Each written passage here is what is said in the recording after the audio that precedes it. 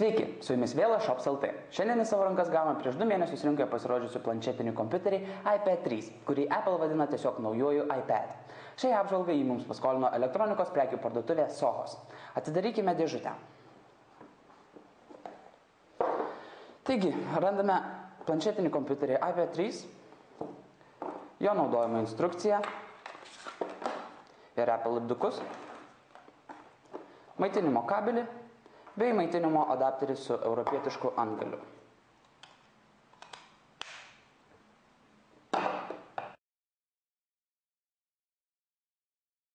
Naujojo iPad išvaizda labai panašiai antrosios kartos iPad. Kaip įprasta, priekyje rasime Home mygtuką, šone garso reguliavimo mygtukus ir užtildymo mygtuką, viršuje išjungimo įjungimo mygtuką ir ausinių lizdą, o apačioje krovimo jungtis bei mono garsiakalbis. Svarbiausia naujiena šioje planšetėje naujasis Retina ekranas, kurio rezoliucija 2048 ant 1536 pikselių, daugiau nei Full HD televizoriuje. Ir visa tai sutalpinta 9,7 colių įstrižainės ekrane. Tokia ekrano rezoliucija šiuo metu aplenkia visas rinkoje esančias planšetes ir daugelį nešiojamųjų kompiuterių. Net pažiūrėjus iš labai arti neįmanoma pastebėti atskirų pikselių. Taip pat patobulėjo planšetės kamera, kuri dabar yra 5 megapikselių ir gali filmuoti Full HD vaizdo rezoliucijos įrašus. Štai kaip atrodo nuotraukas ir vaizdo įrašai daryti su iPad kamera.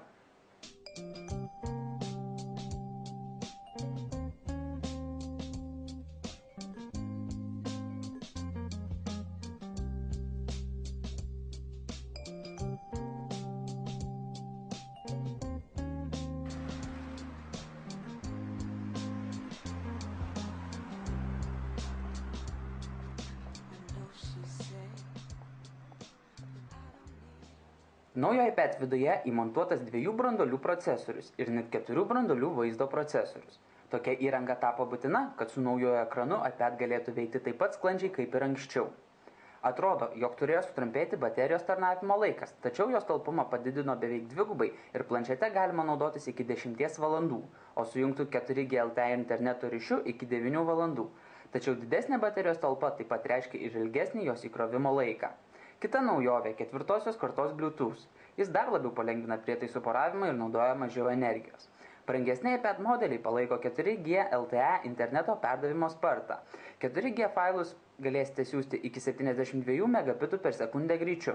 Tai tikrai leis lengvai žiūrėti aukštos rezoliucijos vaizdo įrašus YouTube ar greitai perduoti didelius failus. Tačiau 4G tinklas kol kas yra labai silpnai išplėtotas. Nors naujajame iPad nėra Siri, prietaiso valdymo balsu, rašant laiškus ar kitus įrašus tekstą galima įvesti anglų, vokiečių, prancūzų ar japonų kalbomis.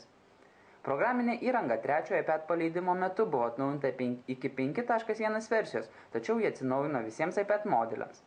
Didžiausia iPad trūkumai. Kaip visada, nepalaikomas flash, nėra galimybės išplėsti jo atmintį microSD kortele, kurios ypač reikia norint iPad'e laikyti aukštos rezoliucijos filmus ar daugiau vietos užimančias programėles. Taip pat nėra atskiros jungties video perdavimai. Norint prijungti prie HD televizoriaus reikalingas Apple TV priedėlis, kainuojantis apie 300–400 litų. Bei ne visų programų vizualinė medžiaga buvo atnaujinta, kad atitiktų naujojo ekrano galimybes. 3 iPad kaina prasideda nuo maždaug 1700 litų už paprasčiausią modelį ir iki 2800 litų už iPad su 4G LTE ir 64 GB atminties. Tai tiek apie 3 iPad. Antrojo ir 3 iPad palyginimas kitoje apžvalgoje.